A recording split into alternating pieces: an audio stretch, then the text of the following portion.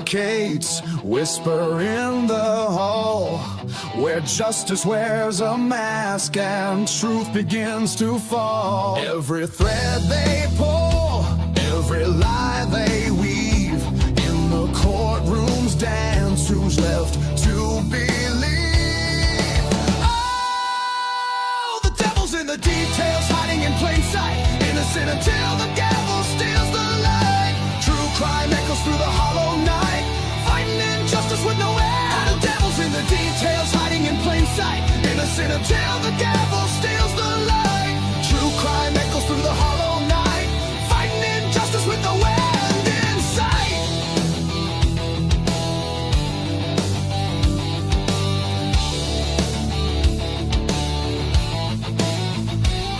A photograph fades where the truth once stood. Blurred lines between the bad and the good.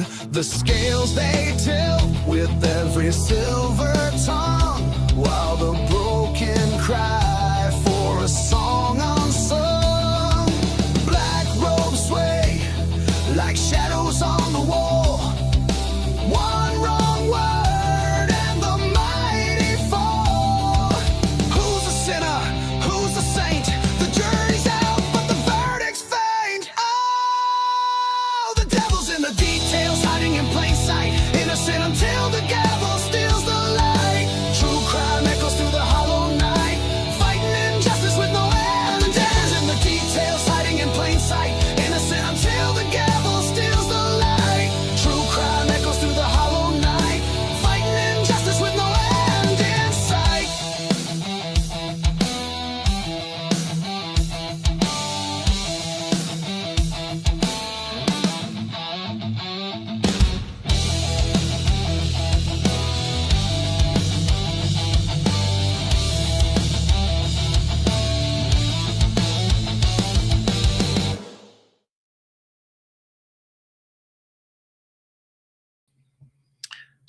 All righty, everybody. It is another edition of Crimes After Dark on a, what the hell is this, Monday night? I think it's Monday night. I'm pretty sure it's Monday night. Yeah, okay. It's Monday night.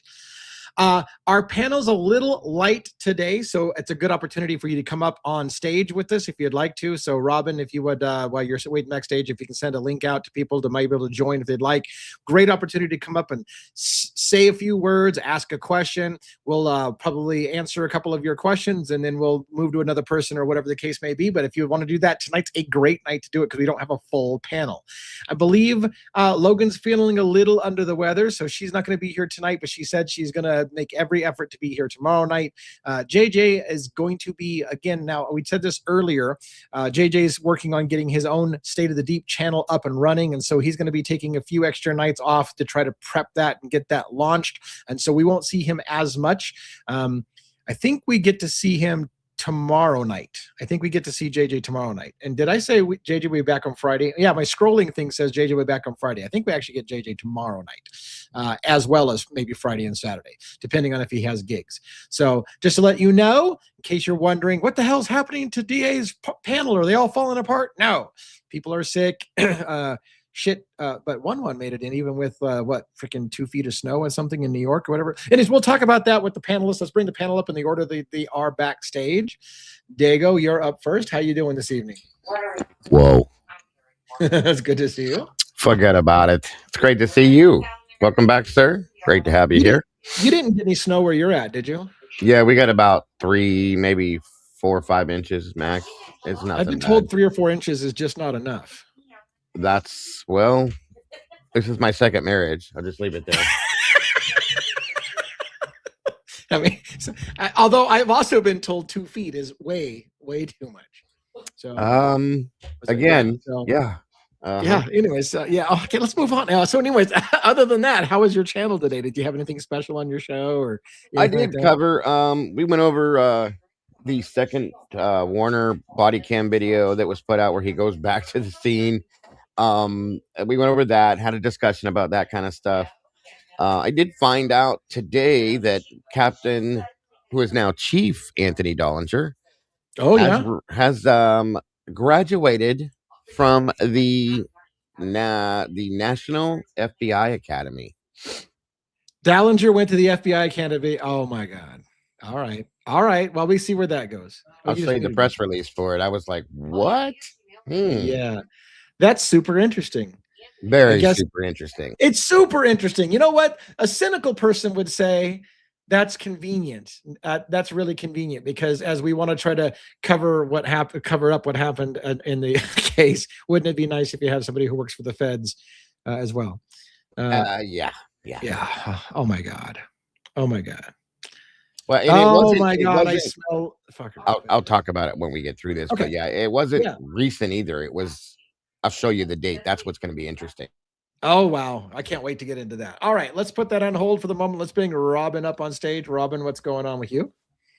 Hello. Hello. How are you guys? Wow. Living the dream. All right. Same here. Just even with a good mic, I can't do the whoa. No, I don't have a voice. Whoa. I could if I had the mic, because especially in the morning, I can sing bass. So yeah. In the morning, I have a better chance at it for sure. Mama sang bass. No, in the morning, guys. In the morning, I'm like, I would sound like what's that guy, that singer's name? Hey baby, that guy. Barry White. Yeah, I do sound, my voice goes whoa, like way down. So yeah. I love how he got that just from you knowing that guy. Oh, listen.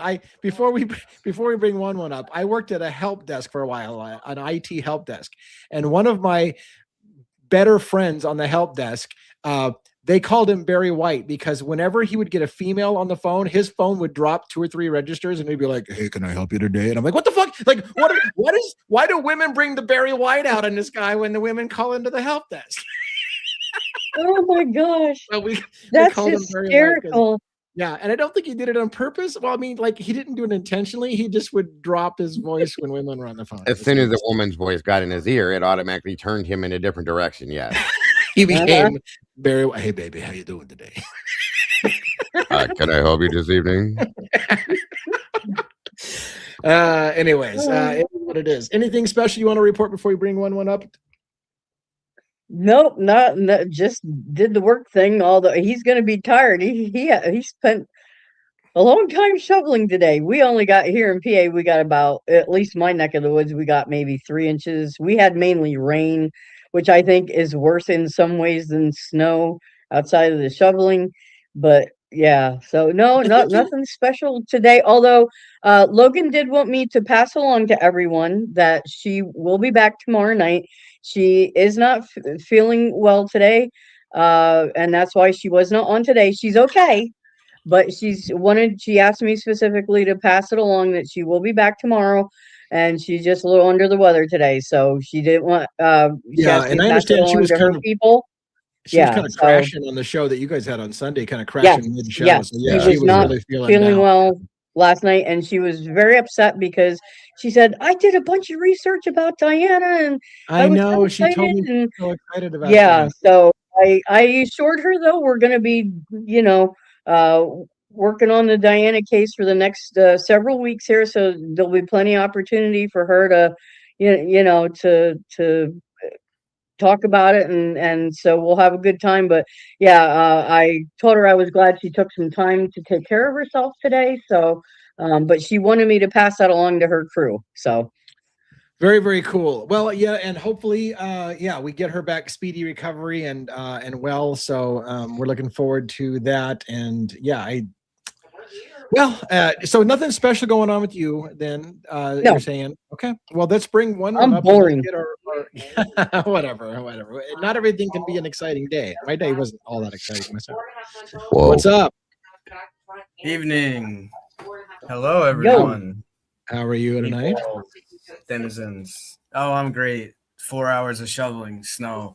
By the way, I can't curse yet because we're not like 15 minutes in. But I know we're 10 minutes in. I think we're past that rule. But anyways, I think in Michigan was the first time I had heard about somebody having a heart attack for shoveling snow. I guess it's a thing. Like a lot of people have heart attacks from over shoveling. It happened. I've had a lot of those calls, to be honest with you. Lots of them. Yes, because you overheat a lot, you And sweat a overexert. lot, Yeah. and you overexert, and you really It's a lot. gotta do And it you keep slow, pushing slow yourself and because you got to steady. finish the driveway, or you got to Yeah. finish. So you push yourself more than you should, and Especially So when the it's temperatures are high and low, it causes problems there for so that as well. yeah. So let me tell you what happened. So I was waiting and waiting. I was trying to wait till it kind of stopped snowing. I mean, at a certain point, I was gonna have to leave no matter what. So I waited. Finally, the wind is still blowing, but it stopped snowing. I could barely open the front door from the snow drift. So that was fun trying to let my dog in the backyard and then the front. So I spent about 3.5 to 4 hours shoveling, and I still had half my driveway to go. And I was like, this is fucking insane. Now, I don't, with my job, we don't get snow days. There's no such thing as a snow day, and as if you're a first responder. So it's just what it is. When you get there, because there are people here who are stuck at work. So when you get in, you get in.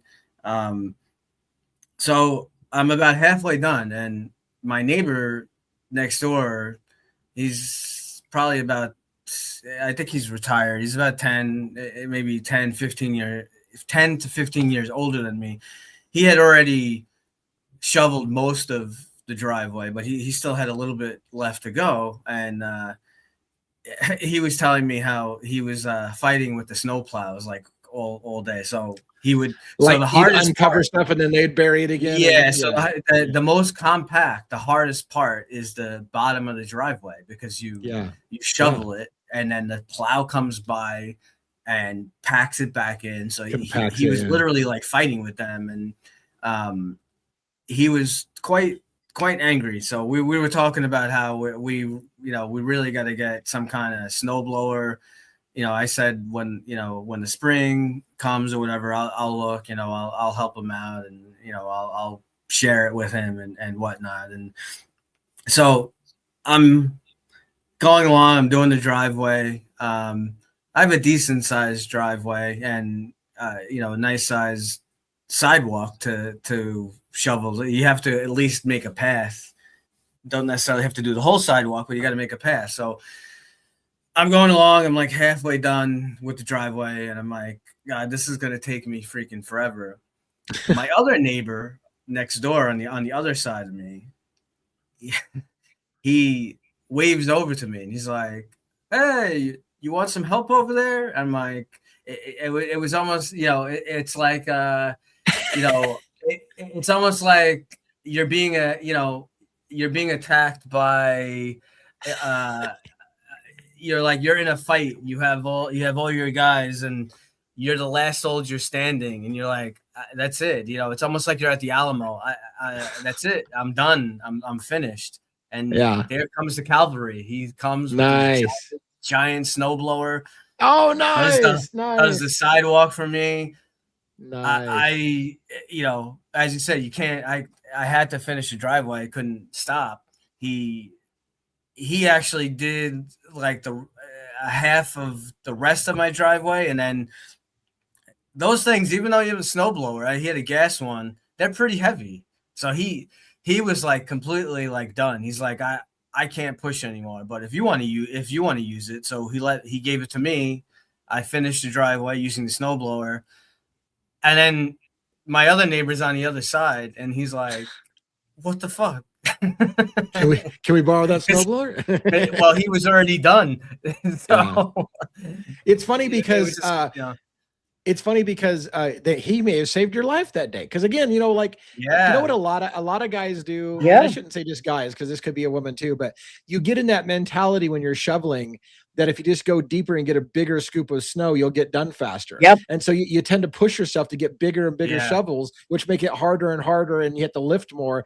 And you just kind of psychologically kill yourself because you're trying to get it done faster, and you take bigger bites, and then it's heavier. Yeah. And it's just it's a snowball, no pun intended. Yeah.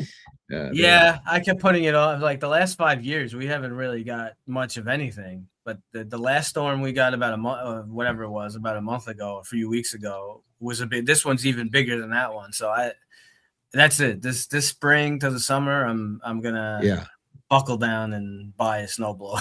I bought one myself. A real quick short shout out to George King, 1972. Thanks for becoming a member of the show. Thank you very much. Tons and tons of content available for dirt cheap. So hopefully you'll enjoy some of that behind the scenes content that sometimes we don't want to fly some of the videos out there that we know won't do well for videos or for likes and hits because it's more controversial or a weaker topic. And but it's still really good information. So hope you enjoy some of that stuff on there as well. And yeah, I got a snowblower for the first time in my life last winter, and I'm glad. Even though it was a tiny one, I should have got a bigger one. Even in snowblowers, size matters. That's what she said. Right. So, all right, you wanna do your your monologue? Yeah. All right. So people always ask. I get messages. So this is what I'm smoking. Punch Diablo today. How much does that thing weigh? What? It looks like a small child. It's like a baby's arm. That's huge, bro. It's like a baby's a big arm. one. Yeah. I guess. Shut up, Robin. All right. Is it good to be alive in the den on a Monday night? Always. Juliana, Jackson, and my beautiful wife. Love you guys. Have a good night. Here we go. The story doesn't begin with blood. It begins with data, with records, logs, signals that don't raise their voice but never forget. Tonight, the spotlight falls on a lawsuit tied to Washington State University, a civil action on paper, a procedural dispute according to the language. But lawsuits are rarely just about what's written. They're about what was ignored long enough to become dangerous. Because institutions don't end up in court by accident. They arrive there after choices are made, after warnings are minimized, after silence becomes policy. And into that silence steps a phone analyst. Cy Ray doesn't chase rumors. He doesn't work in theories. He works in signals, how phones move, how they connect, how they don't. Phones don't lie. They hesitate. They pause. They leave patterns behind. And according to Cy Ray, those patterns tell a story that doesn't sit comfortably with official narratives. Tonight, Devil's Advocates ask the question no institution wants asked. What happens when technical analysis collides with reputation? When call data, timing, and digital behavior don't match the story that's being told? Is the WSU lawsuit about policy failures, or is it about containment? Because when systems feel threatened, they don't respond with transparency. They respond with attorneys, with carefully worded statements, with distance. And when analysts like Cy Ray speak up, people trained to hear what others dismiss as noise, the reaction is rarely curiosity. It's resistance. This isn't about declaring conclusions. It's about pressure points, about where facts strain against narrative, about what becomes visible when you slow the tape down and listen closely.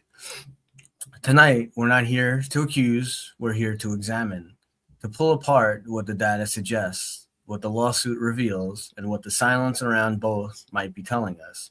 Because the truth doesn't always announce itself. Sometimes it just rings, and no one wants to answer. Welcome to Devil's Advocates. We don't take sides, we take things apart. And nothing, especially powerful institutions, is off limits. And with that, live from New York, it's Monday night. All righty.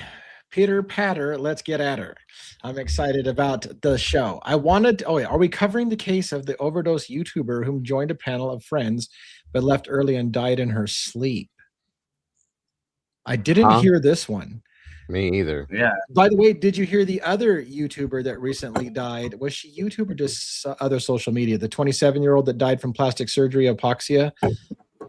That was Nope. in the New York Post as well. No. Kind of a bombshell 27-year-old female that had like done herself up in plastic surgery all over the place and looked like $1 million, but died from the surgery. It's a common side effect of plastic surgery. Wow. And she was a Wow. major social media, I guess, and died of that. So I didn't hear about this other case we need another case. Like we need a hole in the head. Again, we do like to talk about things. So I think that's a bot or something. I don't think that's a real post. That's weird. it even says GeoBot. It says GoBot. Yeah. Yeah. That's not. Let's take the potential bot off the screen. I wanted to talk about a very big topic tonight. I wanted to talk to you guys about something that I feel like I'm just going to kick us right off into Idaho 4 for a minute. So the question keeps getting asked to me: can TRUYE testify in the civil trial of WSU versus the families, and violate the gag order in the criminal trial? So I wanted to talk about several things real quick as a panel. One, can TRUYE testify in the WSU case? What scenario would that happen in? The scenario would happen in this: if WSU were to say, maybe Brian Koberger didn't do it because it cost us $500 million to admit that he did, or maybe Brian Koberger didn't do it alone because it cost us $500 million because it did, and maybe TRUYE has the key to the puzzle that proves that Brian Koberger didn't do it or didn't do it alone. Therefore, we want to bring in TRUYE to give the opinion that he was never allowed to give in the criminal trial. Now, here's the problem you're going to hate hearing. The only way TRUYE can violate that gag order is if the judge himself, Hippler, says it's okay to do so. That judge still has ultimate authority on whether TRUYE is allowed to talk or not, even in this case. That's the horrible reality. If you believe Hippler was corrupt in the way he handled that trial, more than likely he wouldn't allow TRUYE to testify in this. Now, having said that, if they wanted to call him, they can put pressure to have the judge explain what is the reasoning for why he won't allow TRUYE to talk, and that maybe get difficult for him. So they can put pressure on it, but the ultimate decision about whether TRUYE can be lifted from the gag order will fall to Hippler. Right. So that's part one I wanted to talk about. What do you guys think about that part? It sucks. I think that's what it's going to take. It sucks, but that's what it's going to take is pressure. Some really hard pressure. To get Hippler to do one of two things: either lift the gag order or to announce his reasoning. Now, if it's due to a federal issue, that's going to be pretty hard to override. But at that point, he at least has to tell him, hey, I can't do it because of X, Y, and Z. So, and by the way, real quick, thank you, George King, for the membership. Yeah, and it looks like Dago handed out. Did you hand that out, Dago, on your side for some memberships on your side? No, I handed them out on your side. What? Oh, thank you. What the hell are you doing, man? What? Now I feel like thank you. Man. Well, thank you so much. That's amazing. Of course, there's no big deal, but of course you got to spread it around, guys. Share it out a little bit. Yeah, I gave out mine today. I agree with Sticks him. as a federal judge telling Tsai to talk would probably override Hippler. I think realistically that's the case, right? I mean, it would be a hard sell for Hippler to say, despite everybody wanting him to talk and despite the fact that he might have key information, he's just not allowed to talk. It would be a hard sell, I think, for Hippler to try to stand behind that. It's just, and I may be wrong, it was just my understanding from doing some quick research on that question that Hippler ultimately would have to agree to allowing him to do that. Or he could give another thing Hippler could do is give a limited, TRUYE can talk in limited fashion about it. Now, here's part of the thing you have to ask yourself, and this is part 2 of a 3-part question tonight. Why does Hippler want TRUYE gagged? And why is he not? Because if it's over, if it truly is over, why does he want to talk? And I would argue here's the reason: it's not truly over. What people I think don't understand, and I had to educate myself a little bit about this as well. That's what I want to talk about mostly tonight, is post-conviction relief. Mm-hmm. Now, there's a difference between waiving your right to appeal and Brian Kohberger still has post-conviction relief available to him, including ineffective counsel, coerced into a plea deal that he wasn't supposed to take, didn't understand what was happening to him. Those are all options in post-conviction relief. And let me tell you what the best scenario for Kohberger is, and it'll shock the shit out of you. His entire plea can be vacated. One of the options of post-conviction relief is a vacating of his entire plea deal. Your plea deal is null and void. And then they'll have the option retry him, or let him off the hook and say you can't retry him because exculpatory information came out during that post-conviction relief, and he didn't do it. So, and I think if you look up post-conviction relief, like if you just like Google it or look it up, I think it says like one of the big things, there's as you said, there's a bunch. One of the main, well, I wouldn't say main, but one of the ideas with post-conviction relief is having an expert test, like that wasn't allowed. Was it exactly one of the things that would lead to a vacating is when an expert witness was not allowed to testify, which is exactly what we think, at least here on this show, happened. Cy was the expert and was called a conspiracy theorist and not allowed to testify. So that would be a strong grounds for post-conviction relief of it wasn't a fair trial because the expert in the case wasn't even allowed to talk.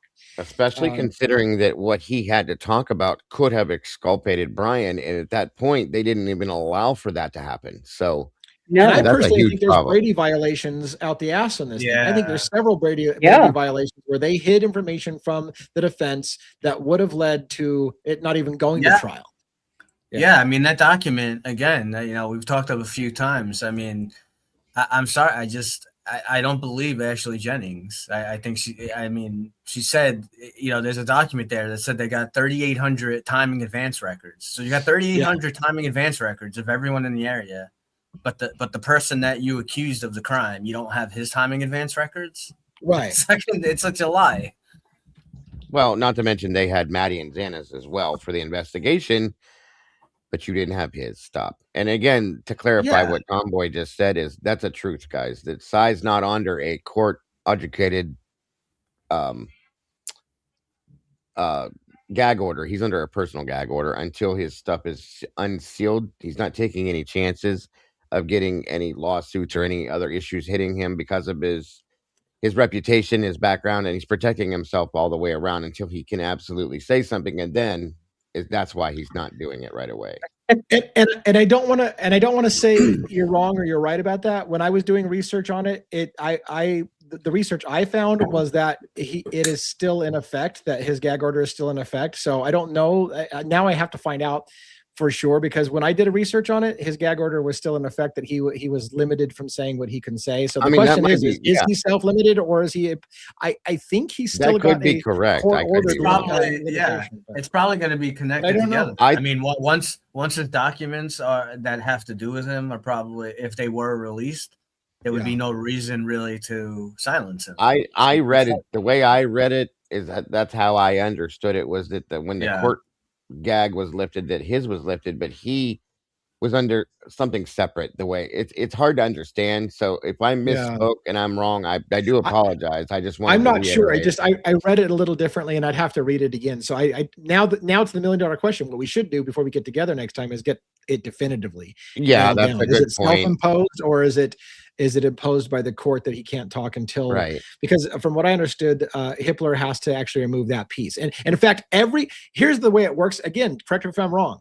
Every single thing that Hippler sealed does not automatically become unsealed at the plea deal, the judge has to unseal every single part, H1. And I don't believe he unsealed Cy-Ray's gag. So I don't know. We'll see. And then real quick, thank you, George King, for that membership. That was awesome of you. Very, very generous. And it looks like Wise Lady Young Mind received it. Welcome to the sauce.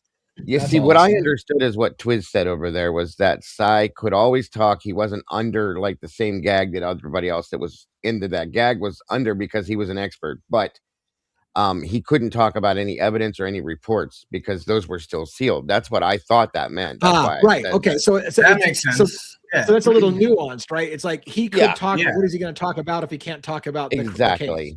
Right. Yeah. That's how I took it, and that's what I was trying to explain. So if I didn't, that makes sense. Yeah, that makes sense. Also, the thing is this is, I have to say this every time we talk about him. He could have spoke the day that he was on Zoom that Ann tried to get him to speak, and Hitler absolutely axed that right away. If you didn't notice it, he would not hear it. He would not see it. He would not even allow the thought of it to happen that day. And I think there's a reason, folks. And that reason, in my opinion, is because Hitler knew that if Cy would have spoke that day, it'd have blown everything up right there. That'd have been the end of it. So that's what my feelings are. Jenny Jones, thanks for becoming a member. Yeah, I saw that. Yes, welcome to the sauce, Jenny. Congrats, and wonderful to have you here. Yeah, and that's but here's the thing though, you have to wonder.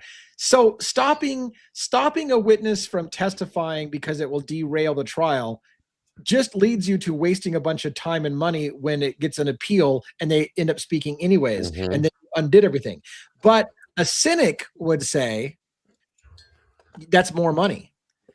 Like money flows into the state to fight a prosecution, and it flows to everyone. It flows to the police department. It flows to out of the coffers into supporting all kinds of stuff in the prosecution. And so if there is an appeal and a conviction, that's more money to fight the appeal, and it's just money generating. So maybe in the end of the day, it's like, I don't care if it gets appealed. It's still more money, and we'll be kept employed for quite a while. Yeah, and you guys can go check out his that's another truth, his YouTube channel. He talks a lot about things, and he doesn't say things directly, but he drops little things for you to grab hold of and kind of understand. So it would be a good idea. We have said on this channel multiple times, again, just to reiterate for anyone that's new, I will double down, triple down, quadruple down. I'm not a law expert in the court, but as far as my understanding, Hitler abused his power. It is not up to Hitler to decide whether Cy Ray should testify or not. The defense had more than enough adequate credentials to show that he is an expert in the field. So it's not for Hitler to say, oh, he's a conspiracy theorist. That's what's a bunch of bullshit. It's up for either the defense to cross-examine or get their own expert to, go against whatever he says. At a minimum, it was the prosecution who could have objected to Cy Ray. And then the judge should have heard the argument why they don't think Cy Ray, like the prosecution should have made an argument. Cy Ray shouldn't talk, but it seemed like Hitler just on his own said, no, we don't need Cy Ray to testify. And it's like, that's not, like you said, it's not your fucking job to do that. Yeah. Like, the prosecution should complain, and you should hear an argument, and you should decide whether or not they made a good enough argument why he shouldn't. And you didn't do any of that. You just said, I decided Hitler's not like I don't right. That's what I don't get. Because it's not like Cy Ray's not like, Joe Schmo at a hot dog stand, that they pick up.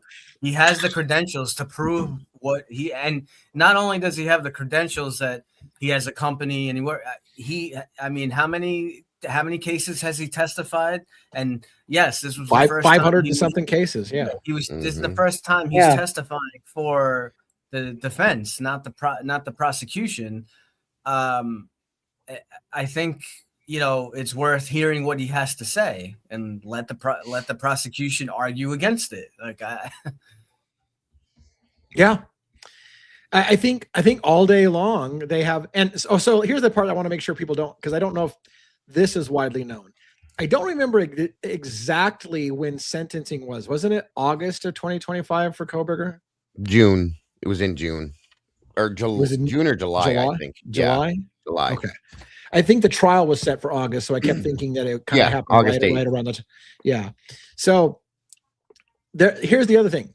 Idaho has a statutory limitation on post-conviction relief of 1 year of sentencing.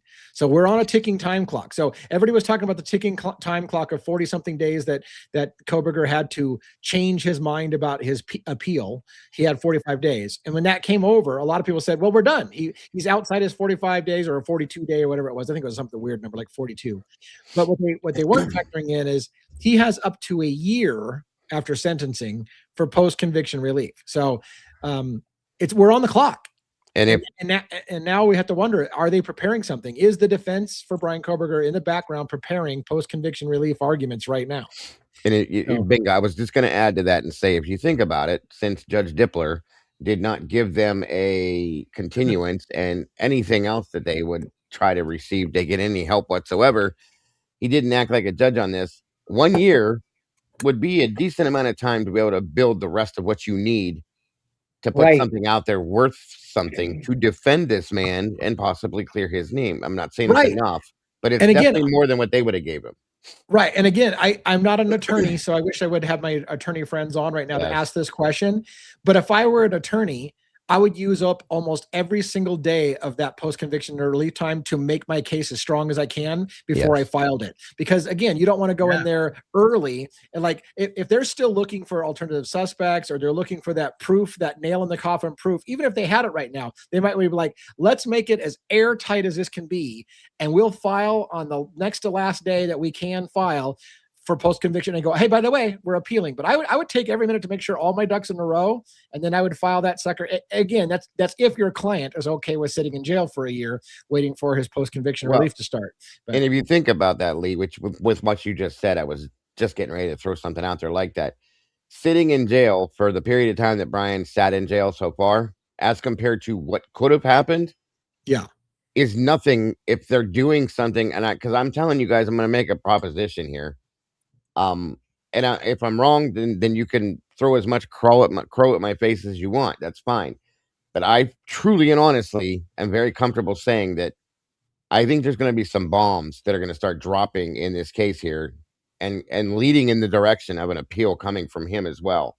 So just remember where you heard it. And it's February 23rd. And I'm telling you guys, it's coming down the road, in my opinion. I have a very strong feeling about this. So so I just want to reiterate for Crime and Chaos, does he have 1 year? What we're talking about is in Idaho State, where this conviction appeal or the plea deal happened, a convicted person has 1 year to file post-conviction relief arguments. So yes, he has 1 year, which started, I guess we're saying July sometime, or was it June? You said sometime? I think it was at the end of June or July. Yeah, so he'll have 1 year up to that time and again, nobody even has to know that it's in the works right now. They could be kind of silently working on this in the background, ready to file it. Yeah, that's right. In my opinion, Lee, they wouldn't. I don't think they would tell the world what they're doing right now, because you're not gonna tip somebody off if you're strategizing to win a game of any sort like that. It's what they're doing. In my opinion, the only thing they would put out is what they have to put out. I'll just put it that way. Okay. The real question becomes, is there any potential part? So this is the hypothetical. Is there any type of partnership in which the defense of Bryan Kohberger, secretly perhaps working on a post-conviction relief file, could be seeing this lawsuit at WSU and going, hey, during that trial, ask this question that didn't get brought up at our criminal trial. Ask this question that did, and say, here's where the holes are. I already did the work. I can tell you what happened. And they could go to WSU, and WSU would be like, hey, you just saved us $500 million. So you're like, you want to know what I found out today? Go ahead, Robin. WSU would be stupid to not take that kind of help. Like seriously. And it would serve two purposes. Not only to help with their court case, but also to help potentially with Bryan's, because when stuff is brought out, it could potentially help Bryan's appeal. Yeah. So here's a question though. Now, what happens if the year does come up? Like the year comes and goes, so there's no more 1 year for post-conviction There's still relief. other options. But and it still comes to light somehow. Let's just say, for whatever reason, let's say it's 2 years from now. Finally, we get the info from Cy Ray, and it's actually proved that BK he was not at the house, and he was somewhere else, and he could not have done the crime. Then what happens? He would still walk, because again, you can't plead guilty to something you could not have done. If it can be proven that Brian Kohberger wasn't there when the murders happened, then he would walk, because you can't plead guilty to something you didn't do. Yeah, and they can't hold you to that either. And I just, I'm sorry. Go ahead. What you were gonna say? Oh, I was just gonna say thank you, Amanda. Amanda's like handing out memberships left and right here. Thank you. Throat lozenges. Yeah, thank you. I learned today because I was misunderstood. I'm completely misunderstood. Brian Kohberger's on a witness list for this WSU lawsuit. Okay, I figured and thought that it would be the defense. It is not. It is the plaintiff's witness list, folks. So, hearing that and seeing that, we're like, Robin and I are like, what?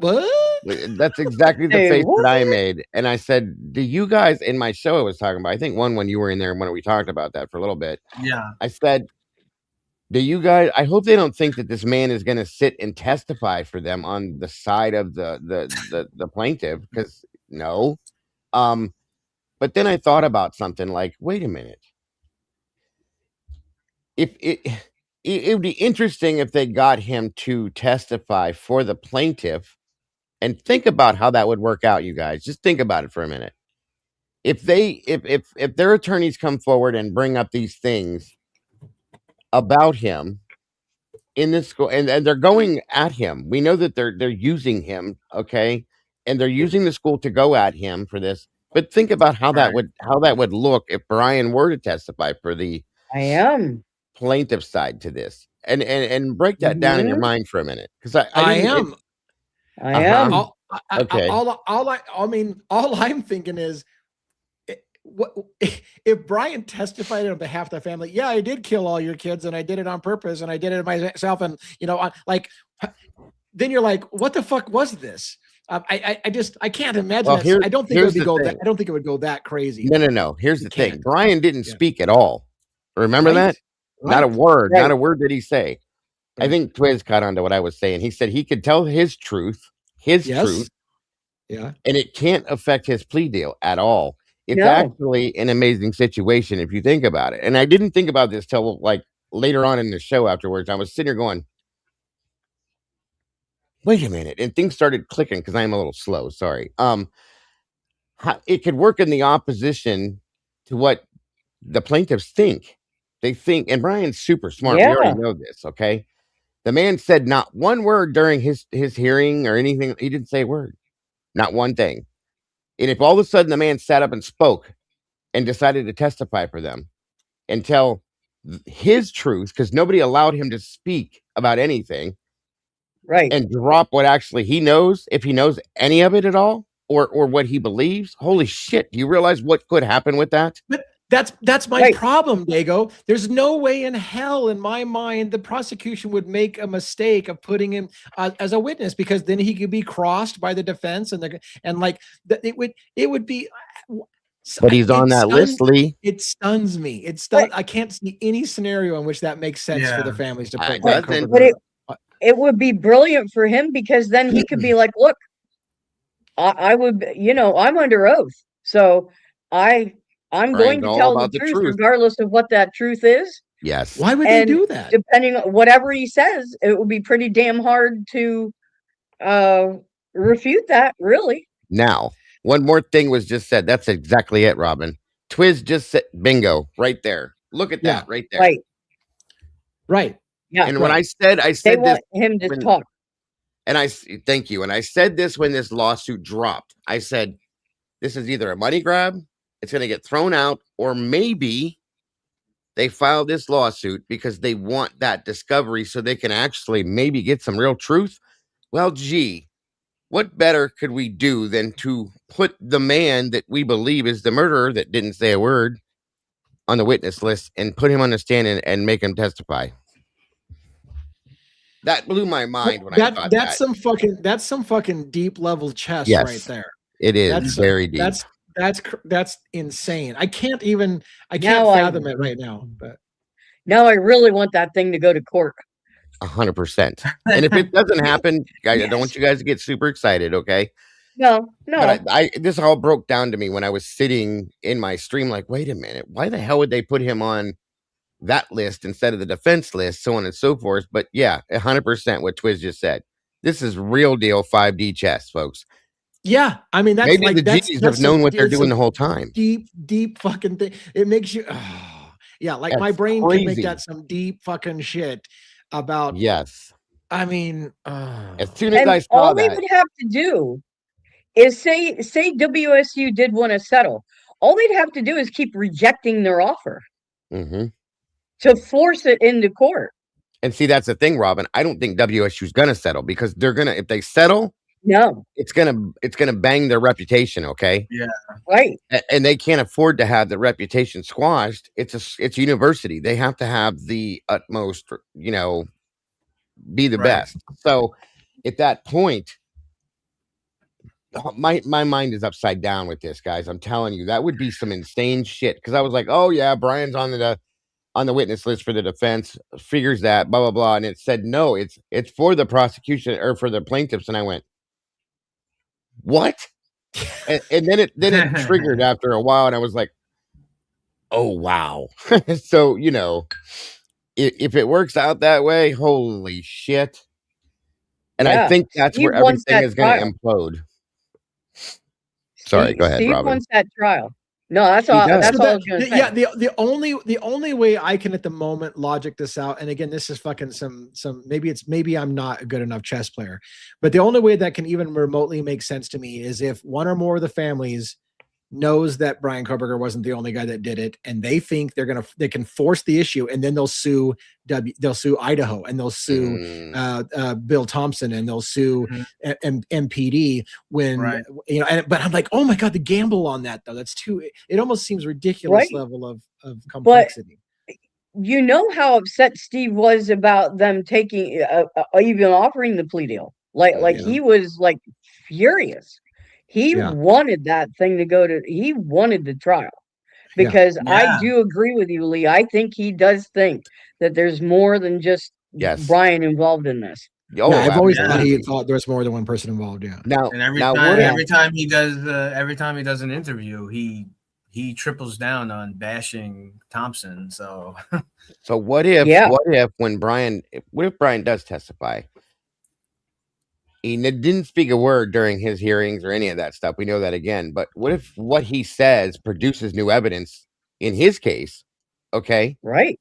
Which in turn gives him even more leeway to get a retrial or whatever the hell you want to call it. Okay. But what if it's this? So what if it's this?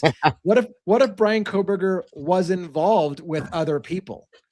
Is this just a way of like, because again, what I'm thinking is this. In my gut, I feel Steve Gonzalez believes that Brian Koberger did it. I just don't think he believes he did it alone. Wow. So I don't think that Steve Gonzalez would push a scenario that would accidentally let Brian Koberger get away with murder, because I think he does think he did it, but I think he did it with other people. So if the long game is, I want you to throw everybody else under the bus and get them all, but you're still going to go down for it because you're still going to say you had a part of it, and it's not going to change anything for you. I mean, accomplice to murder is accomplice to murder, whether you did not, kind of thing. So is it just a matter of fishing out the rest of the people, and still with it's going to not exonerate you? You're still involved, but at least you get to get the rest of the scumbags thrown away too. Well, or you know, I don't know. Maybe that could be the beginning of it, and then the rest of his part, if there is a part, he could take that back to trial and break that all down himself if he presents new evidence during his testimony. You see what I'm saying? Yeah. And it reopens the case in that aspect. If that's what I'm saying, like, what if his testimony, sure, we're looking at this, that Brian did this with accomplices and so on and so forth. We, like you said, it fishes them out, so on and so forth, whatever. Okay. Then that's done. That new testimony of his brings new evidence, in turn could flop his case if they go that direction, if you know what I'm trying to say. In turn, he could take that back to court, actually have a trial, and then prove that he had nothing to do with it in that aspect at that point. Does that make sense? My brain hurts. I get it. So does mine. It hurts really bad, but I'm just telling you, I can see something like this happening. And I can also see nothing happening. So don't get me wrong. I'm just saying it's very interesting what could happen with this, guys. Right. Right. And I want to address this because I know that I make people upset when I even hint that Brian Koberger could have been involved. So let me try to clarify what I just said, which is that I think Steve Gonzalez thinks Brian Koberger was involved. And I'm not saying that I necessarily think Brian Koberger is involved. I will reiterate something I said. The very first thing I said was, the first thing I ever said in this case was, what if Brian Koberger was the getaway driver? What if he didn't go into the house? What if he literally just picked somebody up or dropped somebody off and somebody did it? So there's always been in my mind that Brian Koberger didn't do the murders, but he was somehow culpable, even if it was just dropping somebody off or picking somebody up. And again, law enforcement went, well, we can't go after the person who really did it because we killed him. That's one scenario. So we'll go after the next best thing, the driver, because we know the driver was there. So I've always wondered but again, there's not even, to Bethany's point, is it Bethany? Anyways, to Beth and Shermy's point, sorry, who's on this. There's not even good evidence Brian Koberger was there as a driver. So I'll concede that as well. There's not even good evidence Brian Koberger was there as a driver, much less as the killer. So I agree with you on that. Or maybe they'll use this, like I said, take it to trial and then say at that point, you show me how Brian Koberger did this now. And at that point, they've had a year plus or whatever to pull out whatever they need to do to prove that the man had nothing to do with this at all. And if they have some kind of new evidence that is a bomb, it'll just overturn the case. And that's the end of it. So it could work out any of those ways, in my opinion. I just think it's insane. Let's look at this question. So Patty's saying, okay, so Brian Koberger is on the witness list, but wouldn't his testimony be limited to just speaking about his employment at WSU? It depends, because if you think about it, he's on the plaintiff's witness list, so they could use anything they want in effect to go after WSU and point out anything about him, in my opinion, to attack them for him, if that makes any sense. Okay. So yeah, in my opinion, I feel like they would open up a lot of doors and probably pull discovery for that kind of stuff, even with his testimony, if that were to work out that way. That's how I would see it. And I want to try to get 2 points out. I hope I can hold them on my head because they're very different points.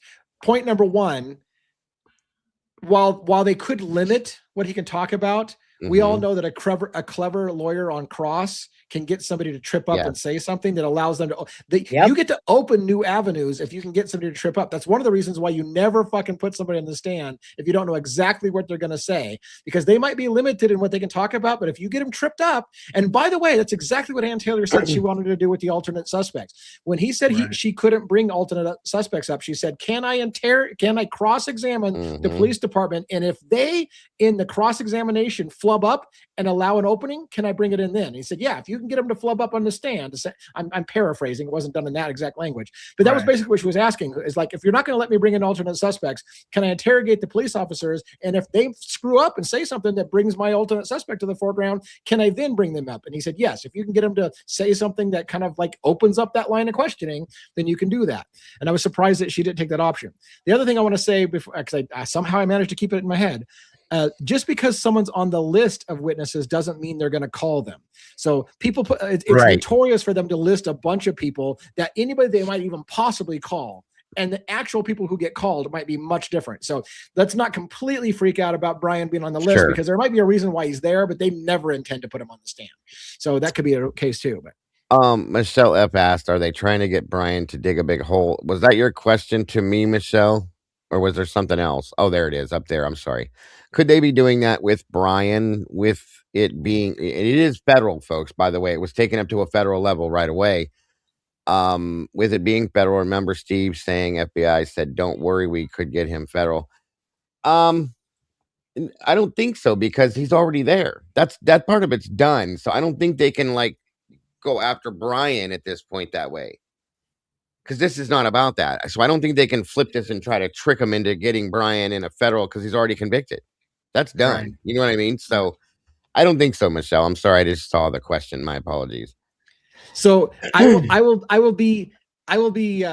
hold back the insult, the insult, which is you're playing checkers and they're playing chess. Like I'm an idiot. Okay, so I will hold back on the insult part of me just playing checkers because I'm too stupid to play chess. But look, I think I said the same thing you did. Maybe I'm too dumb to understand what you're saying. You did. I did, which is that this would open up them to countersue Moscow Police Department, Idaho. I listed that in my counter that this was. So I'm not sure if I'm too stupid to play chess or if I the statement may have been put out before you made your statement. I don't know, but no, you said exactly that in your own way. Either way, it's a very interesting scenario.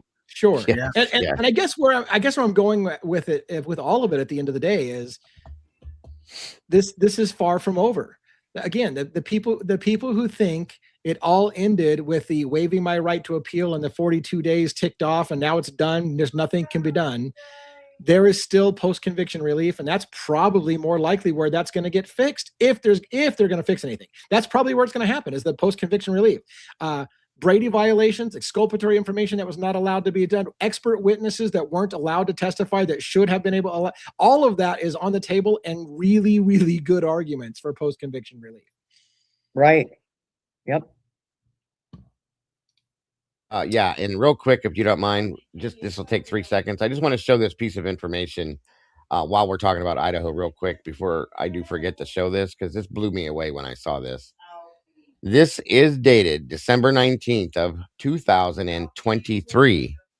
Okay, this is a press release.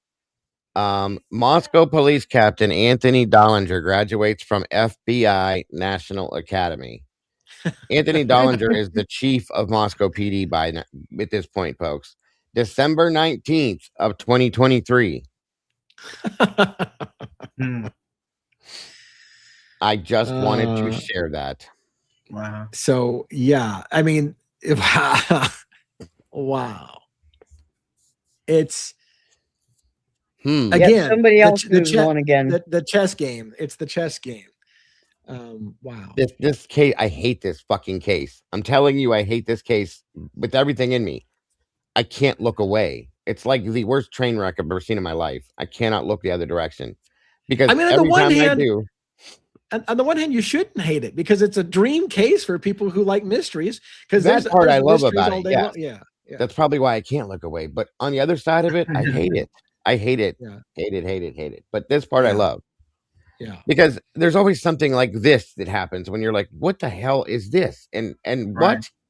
So why couldn't we just have some damn transparency? I said it a million times. If it was as simple as an incel doing it, then why the need for the secrecy and the cover-ups and the lies and the fuckery and like, it makes no sense. If it was as simple as you said it was, why is this the most colossal fucking hidden case I've ever seen in my life? Because it's just not. Because it didn't happen the way that they said it did. That's exactly. That's my ultimate conclusion. It didn't happen the way they said it did. Yeah. I think Bill Thompson was stunned when the plea deal came through. Like, he actually pled guilty. Like, fuck, I thought we were going to lose this shit. Mm-hmm. Settle. This is a disaster. A completely, constantly evolving disaster. Yep. But I can't, like I said, the mystery side to it, like Lee just said, I can't look away from this because I need, this is not want. Okay. No. Please understand that. I need to understand what the absolute fuck is going on in this case, period. Yep. I believe Bill Thompson had announced publicly that he was going to retire after this case was over, and then signed on for another year. And I have to think that the reason he signed on for another year is because he knew this was going to come up for post-conviction relief. Of course. Yeah. And by the way, that's the other thing. Like, another reason for things not being 100% unsealed can be because the 1 year time frame hasn't worn out. So it may, like, Hitler may know damn well this is going to post-conviction relief fights, and so he's not going to unseal things that are going to hurt the upcoming post-conviction relief fight. So that's why things aren't unsealed, because he knows damn well it's going to be fought. But yeah, of course. Dippler will he retire? Do you think he'll retire or move on or do something before it comes for post-conviction? Like, does he want to be the one to oversee it again, or does he want to get the hell out of there and let somebody else make the decision what happened? It's really hard to tell that, because I've thought it both ways. One way, if you want to believe that, you know, the whole, I don't want to lie to you. I don't even want this case. Yeah. Or if you look at the power that he carried through this case and the things he did, it makes you wonder if that was just a bullshit statement so that he could rule over this case and do what he wanted to, which is exactly what he did. So it depends on how you look at it, I guess. That's the only way I can say. It's crazy with a capital C and a capital Y. I'm going to ask the question if nobody knows. Hold on. Oh, this is interesting. Chat GTB. I'm asking when Stephen Hippler's elected term is up. Let's see. He is elected, I think, right? He was, yeah. I used to know that. I can't. So Idaho district judges are having 4-year elected terms, and his ends in elections happen every even numbered year. Oh, Hippler was appointed from 22 to 26, or it says 24 to 28. Well, there's a big fucking difference. Which one is it? Ends in 2026 is the most probable cycle that he's on. So that means his term as a judge will run out before post-conviction relief runs out, right? Because it's going to run in. Yeah. It's going to run into, or no, well, June 2025. It'll go through June 2026 for 1 year. So it depends on what do they do at the start of the year, January of 26. That's what I'm looking now too. Because that's when they usually do their inauguration stuff, or not inauguration. You guys know what I mean. Yeah. Let's take a look. It's curious because it sets up a scenario. May. Holy shit. He could literally choose to not run again just before the post-conviction relief option runs off the table. By 1 month, 2 months. By 1 month. That's could. Insane. Yeah. That is nuts. I hope he does. Would that be and what would what would that mean if he decides, you know what, I'm not going to run for re-election just before the post-conviction relief is thing? What would that mean? What would that signal? That he doesn't want shit to do with this. Because he didn't want to be there at all. That he knows that it's all going to get exposed and that it's going to point right back to him in some aspects, and he's screwed. So get out while you can, just like everybody else does. Chihuahuas in Crime says he heard they heard it. Obviously, he or she says that they heard he's retiring next year. Amanda said he's set to retire on January 4th of 27. Oh, so that would take him. So that doesn't make sense because he would have to if this was right, he would have to renew for another 4-year term and then step down in the middle of that 4-year term, which they can do. They could do that, but a lot of judges are like, look, I don't want to step down in the middle of a term, so I'm not going to run for re-election if I can't finish my term out. But yeah, Apache said January of 27 too. So interesting. So, well, he'll be busy if he has to fight the post-conviction relief. Oh my God. This is why I hate this case. These things. So, wow. So someone brought up a question. It was something that Phoenix covered earlier. I don't know if you want to. I'll bring up the question here. She read a document that said was Emily A. Lant. So Emily Lant told law enforcement she saw her photo on Dateline that they said was BK's. So she said Emily Lant was Koberger's connection, was the Koberger connection. Did y'all hear Phoenix tonight? She read a document she said was Emily A. told law enforcement she saw her photo on Dateline that they said was BK's. So she said EA was Koberger's connection. I don't understand. Well, no, I didn't see Phoenix talk about that, so I don't know the context for it. Yeah, I didn't either. Yeah, Phoenix was in here earlier in our chat. Yeah, I swear I saw her.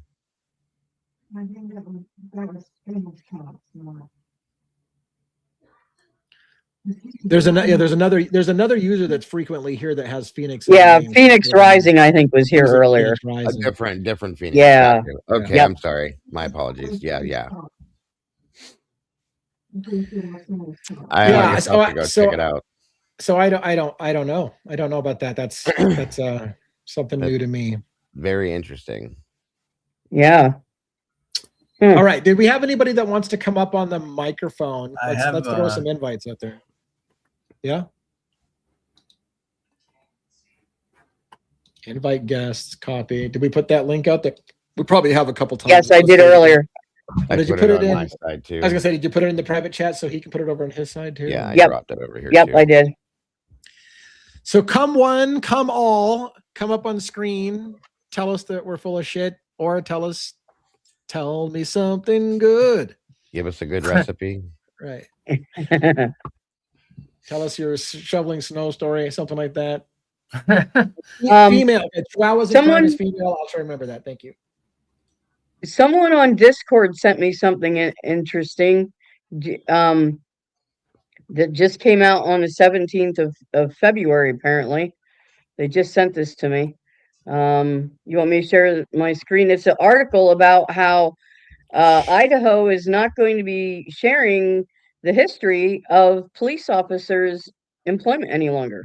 I have that in the background too. We talked about that on my show. That was crazy. Yeah. They're not going to show their employment history and stuff like that, or nope, and their history and their career. Remember? Yeah. Right.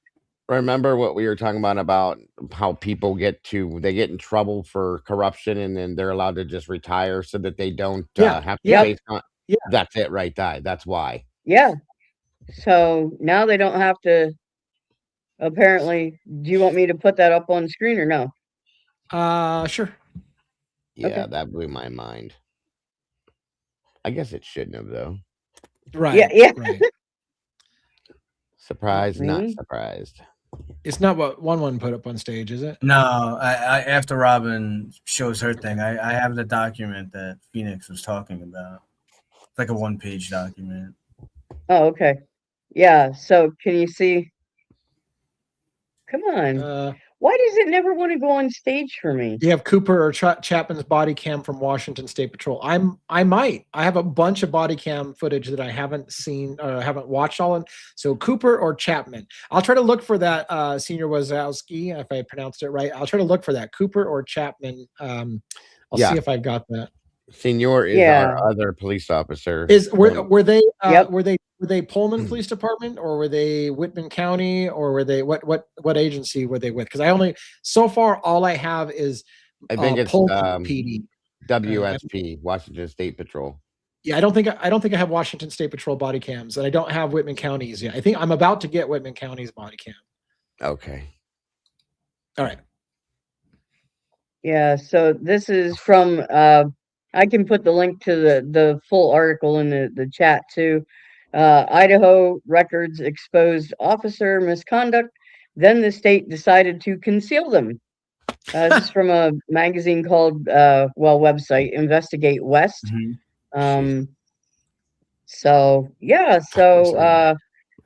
Says Idaho's prison system and the state agency that certifies law enforcement will now conceal information about officers' employment histories, making it more difficult to scrutinize job candidates and ensure accountability for officers accused of misconduct. Yeah, isn't that lovely? What the hell is Idaho's deal? They just flat out don't believe in honesty at all. Like it just seems like they're are they trying to run against Kentucky to be the most corrupt fucking state in the entire union? Or what? I don't know. Because they're starting to give them a run for their money, I think. Yeah. Seems like.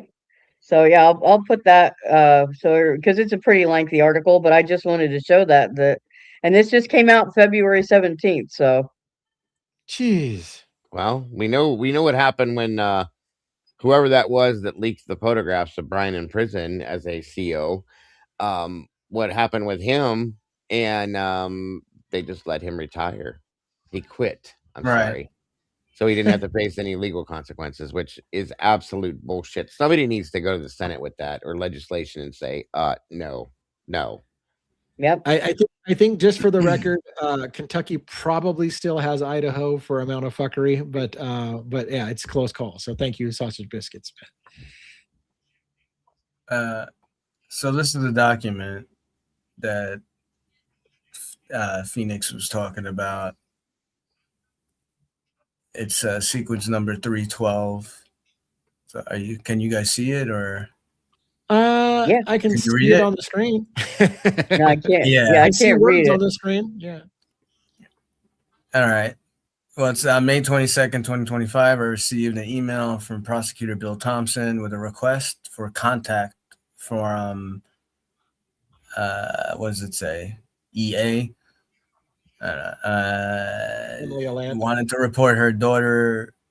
Oh no. Well, I think this is her mother actually. Of course, her daughter.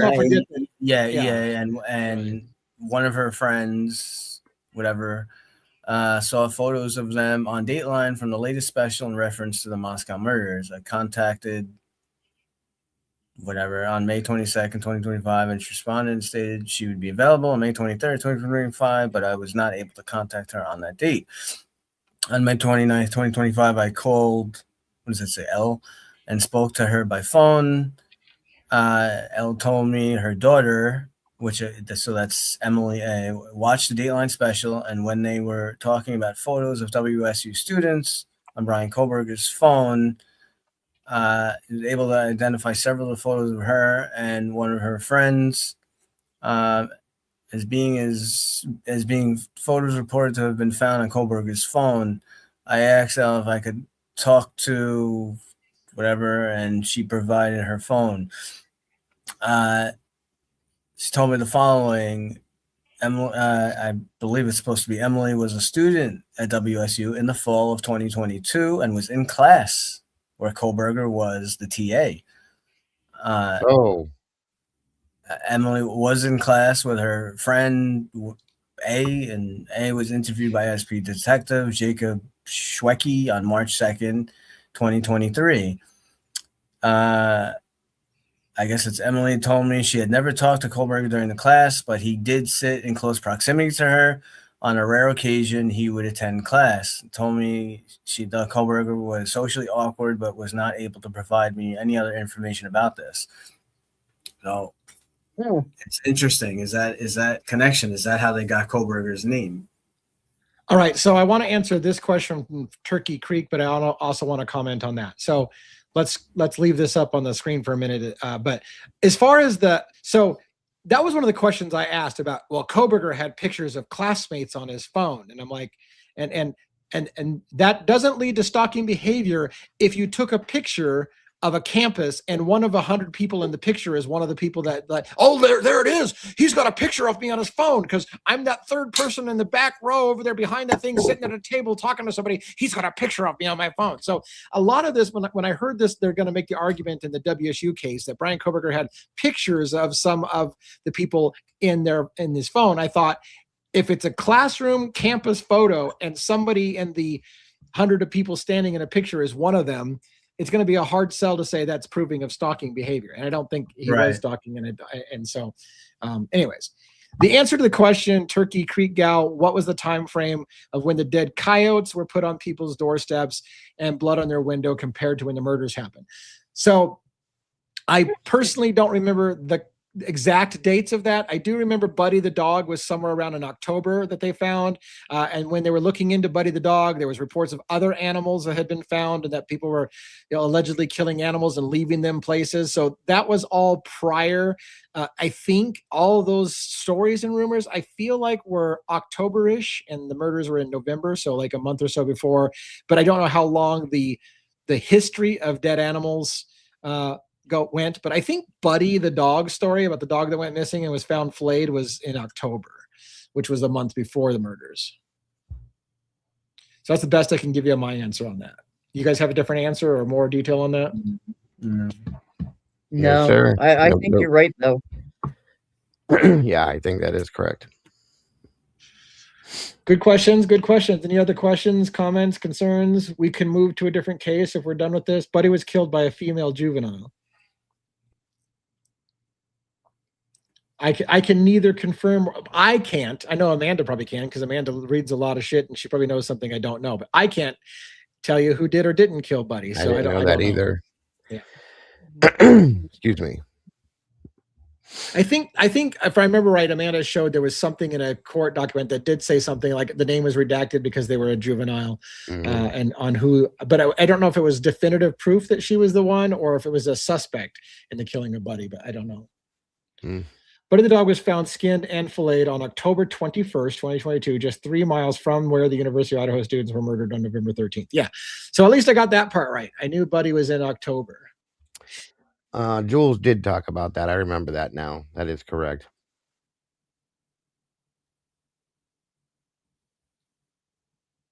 What else do we got? Any other questions, comments, concerns? Do you guys want to move into a different case or wait until we see if we got a few more Idaho 4? Whatever works for you. I'm good with any of it. It was a very interesting conversation on Idaho tonight, for sure, though. Very interesting. Sure. Yeah, definitely. When did Dylan download the new contact number before we hear the screams or after? 351. Or no. Yeah, 351. Yeah, I think it was 350. Yeah, that sounds right. It was so late. She added the new number. Yeah. Right. So the screams that we hear were between 2:30, 2:27, and 3 o'clock, 3 something in the morning. So that would be after the screams, if that's all correct. Yeah. Good question. Good question. Love, and it's great to go back and remember the timelines of when things are done. So those are great questions. Yeah. Yeah. What I would like to get, talking earlier with Dago about it, I probably won't get it, but along the lines with more stuff from cell phone data, I would love to get, all of it.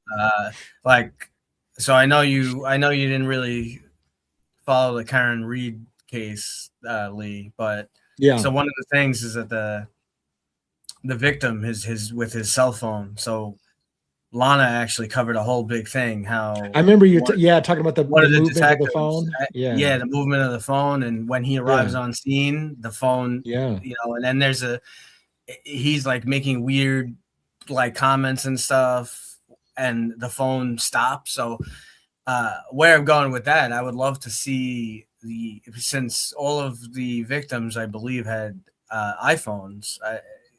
I'm sure that they have this info about the steps that they took. So I'd love to know, where like Dylan is saying she's in her room and this and that. If we were able to see the steps that they took, would paint the picture.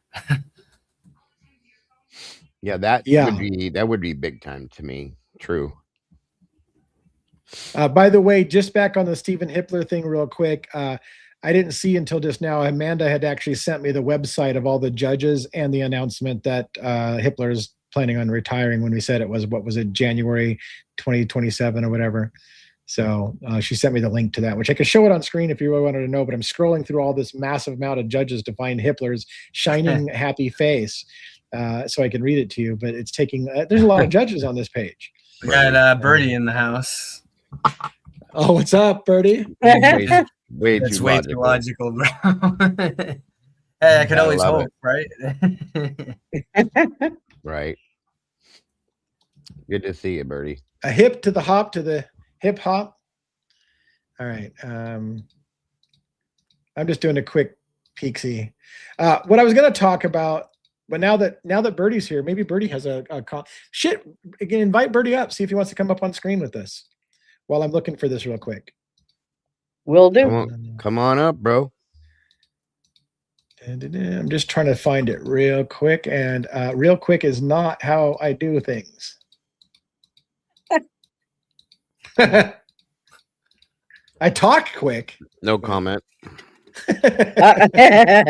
Dago, you and I'm telling you. I'm just gonna leave that there. There are things, things you can do for that.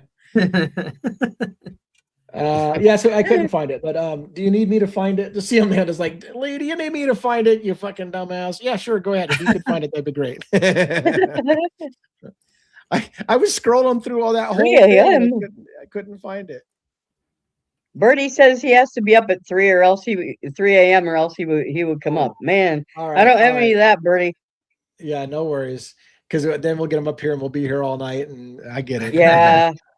So let's talk a little bit, and I'm trying to stall just long enough for Amanda to get that link for us. Or I have the link. What I don't have is where on the page it's at. Like I literally searched for Hippler and can't find him on the page. So how could we not find him with this page search? All right, hold on one more time. I'll go for Steven. It's PH, right? Yeah. Stephen Hippler. All right. Yep. There's Amanda popping in Yeah, with yeah. something. Amanda says Stephen Hippler. Oh. Here we go. Wait a minute. I got to make sure that I don't have any unsavory things that nobody can unsee on my screen when I share it. Okay, hold on. There we go. That should do it. Put your back into it. Yeah, you can do it. Put your ass into it. Make sure you close the midget tossing and right. Well, I mean, we don't want to have to do that on screen. Do it live. All right, hold on. Let's do this. So just. Damn, I thought I was the only one who watched that. So here's this is all I was going to show. Stephen Hippler, a judge of Idaho 4, assumed office in 2013, and his term ends January 4th, 2027. He ran for re-election. He's never had hair. He's never had hair. Yeah. There you go. So there you go. I don't know if this is official, but this is ballotpedia.org, and so there you have it, straight from the horse's mouth. All right, let's talk a hair. Speaking of no hair, Hippler, let's talk about hair, about Letcher, Kentucky, if you will. So again, the case of Nikki Steins, who shot the judge, Kevin Mullins in the judge's chamber, that trial is coming up. But before that is the civil trial of Ben Fields, Sabrina Atkins versus Ben Fields. And in fact, tomorrow, if I remember right, Sabrina Atkins herself told me that Tuesday, which is tomorrow, they're going to be in court for a pre-trial hearing, of which it is possible both sides will agree to a settlement of some kind and not go to trial. If they go to trial in the civil case, I'm more than likely going to go back to that county, not to that county, because actually the trial will be in London, Kentucky, not in Whitesburg, Kentucky, or Letcher County. So I don't think, actually, where is London? Is London in Letcher County? Now I don't know. I think it's in a different county. Anyways, I think I'm going to go back and attend that trial if they don't settle, but they may settle. One of the things I want to say diplomatically is, as I've been talking to locals in this case, there's so much corruption in the county, alleged corruption, I should say. I'm pretty certain it's corruption. Like it's to me, it's more than alleged corruption. I can see what I believe is proof of corruption, but there's a lot of alleged corruption. And the problem is that the further we get into that story in Letcher County, it goes back generations and generations. It involves money. It involves a small number of families who own everything, including the prison system, the pharmaceutical company, the pharmacy that doles out drugs to the inmates, so that they cash in on every step of the process of incarcerating people. That whole system is extremely hard to break down for people. And there's a ton of abuse of human beings, trafficking. It's way, way beyond just the story of a sheriff who shot a judge. And so I'm doing my best to get my head around what to present to our audience, because we're a true crime channel focusing on certain limited things. And yet I'm getting drug into the biggest rabbit hole shitstorm of a county I've ever seen.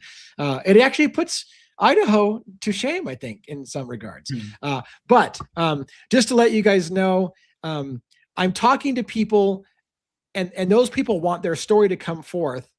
And I may or may not be the best platform for their story, because their stories go way beyond Mickey Steins. They go way beyond Kevin Mullins. They go way beyond even Ben Fields and Sabrina Atkins. And so I'm working with Jody from the Defense Rest. I just talked to her today, and one of the things I told Jody is I know Jody wants to go way deep down the rabbit hole in areas that we may or may not go. So I really encourage you, if she's not here right now, I don't know if you've seen Jody in the chat, but if you're not following the Defense Rests channel, make sure you follow her, because she will likely cover areas of the story that I may not cover in the main channel. I may, though. What I told Jody today was I'm going to be focusing on the court documents and the court cases of Ben Fields and Mickey Steins. As things come out that inform those stories and what happened that day in the judge's chambers, we will be going down to those other bigger stories. But how far that down we go, I don't know. And I know Jody will go a little bit further on stories that we may or may not. Do you understand what I'm saying? Do you guys get any gist of what I'm trying to say with that stuff? Yes. Yeah. Yep. Yep. So we're gonna focus Absolutely. a lot on the shooting, right? We're gonna focus a lot on the shooting of the judge and why it happened. To which I'm convinced Ben Stein's story relates to why the judge was shot. So that's why we're following Ben Fields.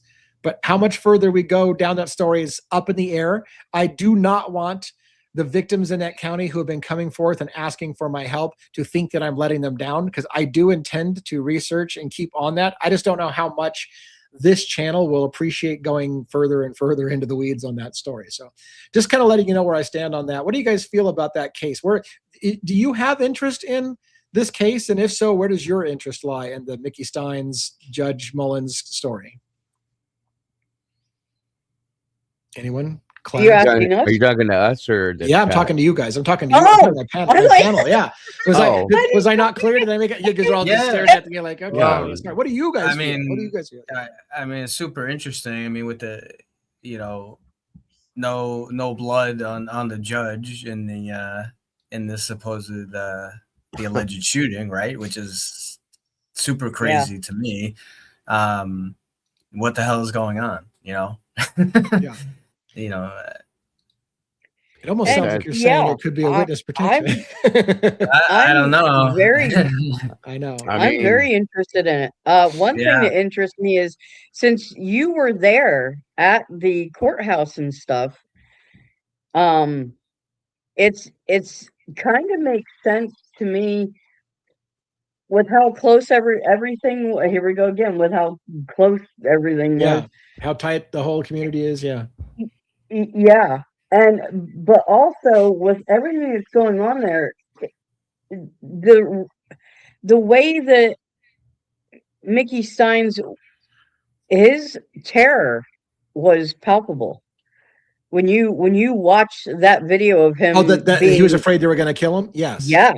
Yeah. With everything you're saying, it's no wonder that he was absolutely terrified. And there is so much mystery to that. I want to see justice done, for one, but also just it is fascinating. It is a fascinating case. So yeah, I'm very interested in it. I am too, and I want to make it clear, like, short of one and I jumping on a plane with flamethrowers and burning the whole fucking county down, I'm not sure if we could actually clean. Or Dago will be on the flight too. Like, short of us going down there and fucking and in suits and burning the place down, I'm not sure how to fix that much fuckery.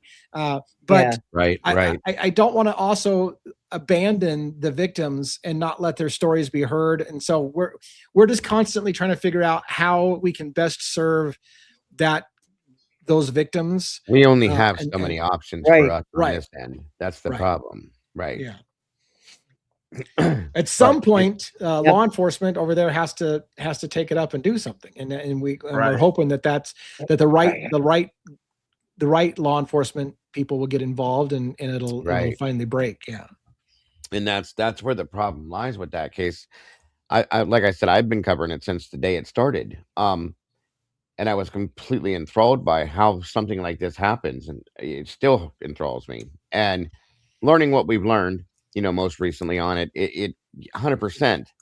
I absolutely would love to do something to expose it, shut it down, end it, whatever you want to do. But like I said, our limitations are very close by. Okay, we can only go so far with certain things in our aspect of the world here.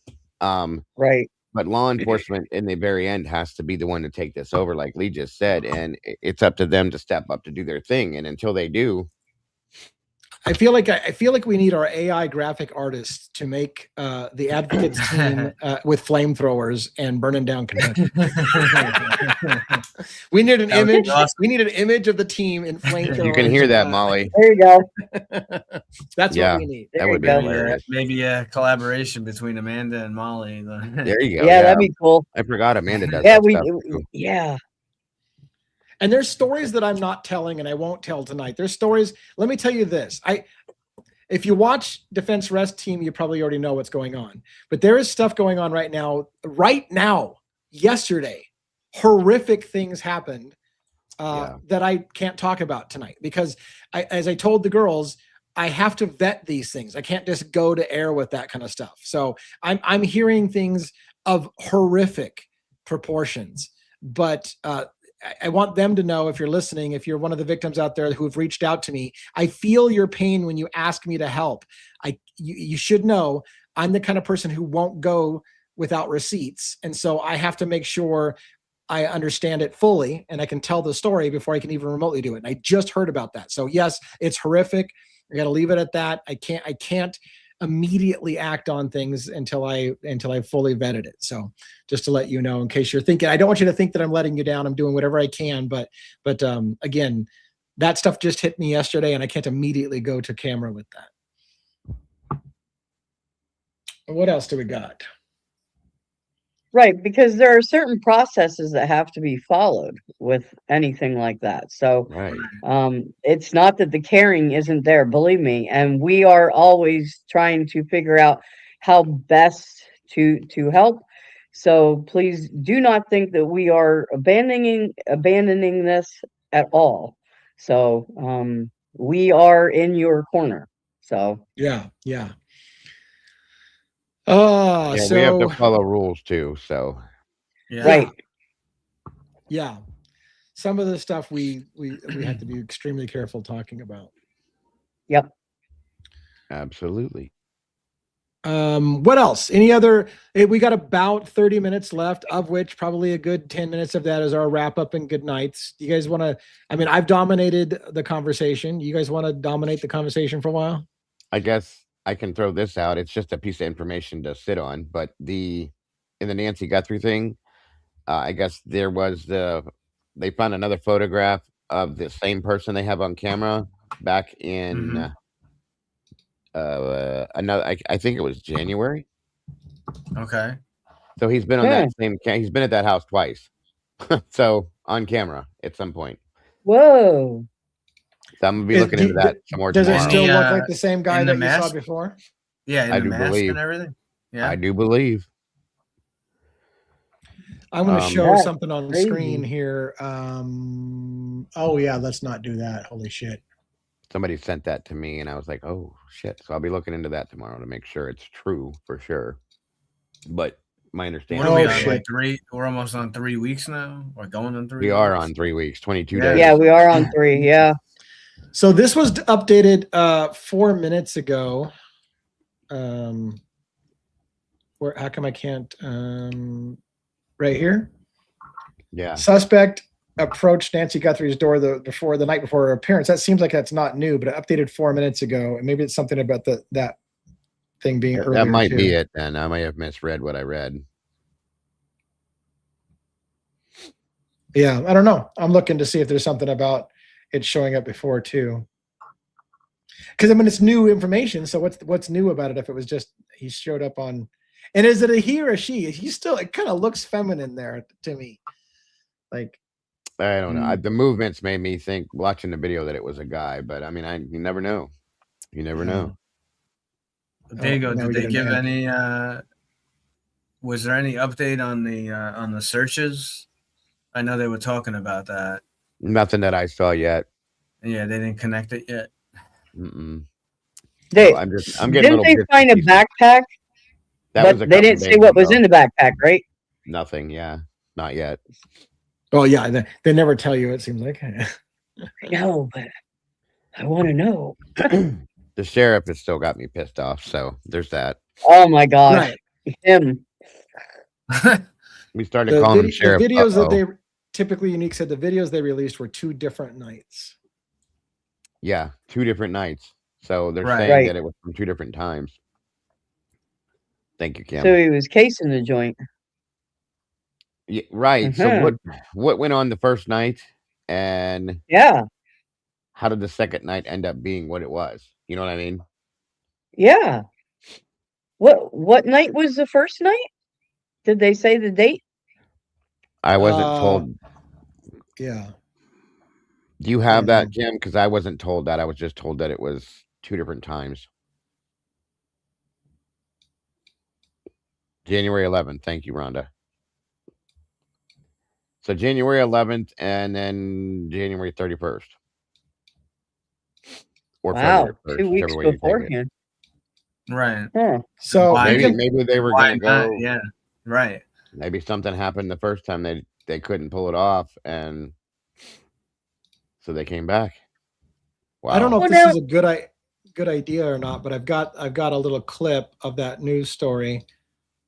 I don't know if we'll get busted for playing CNN or not for a few seconds, but No, all you won't. I play them all the time. Yeah, I don't think Okay. so. right, I'm gonna play this. Well, that would explain then why they were asking people to check their neighborhood cameras on the 11th. That makes sense. Yeah. Well, we have breaking news into the disappearance of Nancy Guthrie. A source tells CNN that this image of the masked person seen on the doorbell camera footage of her home was taken at her doorstep on another night than her disappearance, a different night than her disappearance. In other words, he approached her home before the night that she was apparently abducted. We also have that separate footage that we have seen from the night that she was abducted. So now there is footage from two separate nights, is my understanding. Let's get right to CNN's Ed Levin. So, I mean, there you have it. Two separate nights. I don't know if we want to watch. You want to watch the rest of that newscast, or I'm or okay, just- sure, if you want to. Okay, you sure we're not going to get busted for No, playing they 5 don't. minutes of that? I play them all the time. I never get All hit. right. Am I still sharing the audio? I think I am. Sarah from outside her home in Tucson with the latest on this. Explain what we've seen now, Ed.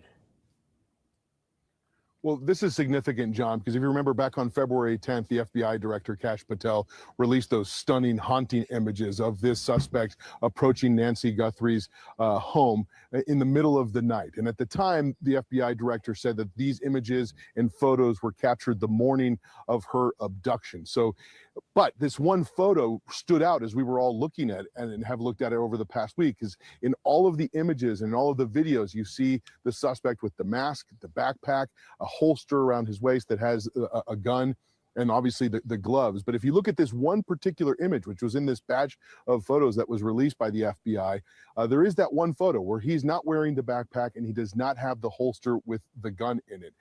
So the question was, is that the same time? Was it a different time that same night, or did it come from a different day altogether? Now we've learned from this source that this was from a different day altogether. And the significance of this is that we have been reporting over the last few weeks is that investigators have been asking and canvassing the neighborhood around here, asking for video from January 1st all the way to February 2nd.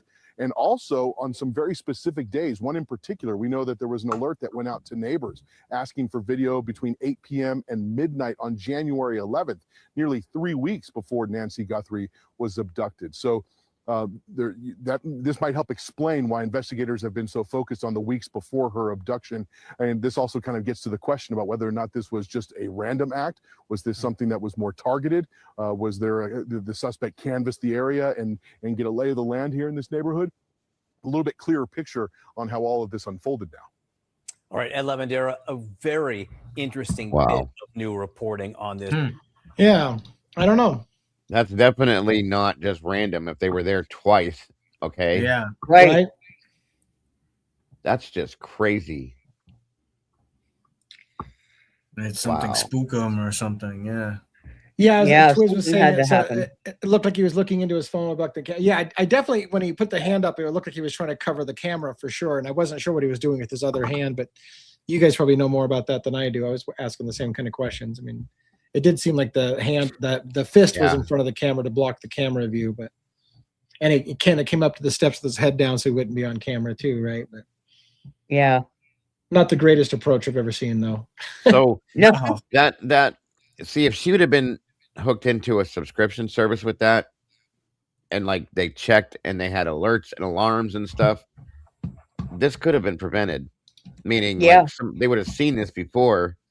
Somebody would have, and she could have had extra security, things like that, possibly, and started locking doors, maybe, because I feel like that could be how they ended up inside her house, is that she just didn't lock her door that night, and unfortunately, especially I the have sliding a- glass door. I have a question. Didn't they find a camera on top of the house? Well, Yeah. Do we know? what There's other that cameras. camera was? There's other I mean- cameras behind the house. Behind the house. Yeah, but there was one on the roof or something. There was a camera on the Yeah, roof. I that think they- there was that one they on that dismantled. top edge of the roof there, on the pool house. On the pool Yeah. house. I Yeah, thought it was on the main house. that I don't know of. I'm sorry. Yeah. Okay.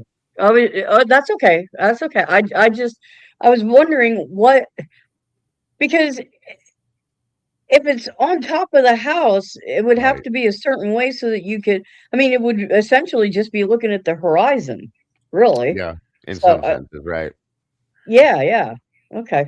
I just wondered about that. To Twiz's question, I almost got into this one night as well. The whole like, well, she didn't have a subscription, but somehow they were able to pull video anyways. And you're like, well, is this a semi-invasion of privacy Yep. that you're not even paying for them to record you, and yet they somehow can pull recordings off of your device? Now, the only question I have, because I have my own home security cameras, which I probably shouldn't announce because that way I can get the bastards unprepared. But anyways, the point being is that I have SD cards right in my camera. My camera will buffer stuff. I don't have to have a cloud-based storage to get certain amount of buffered things. So, but it sounded like they didn't get it from the buffered SD card. They sounded like they got it from like Google Cloud or some shit.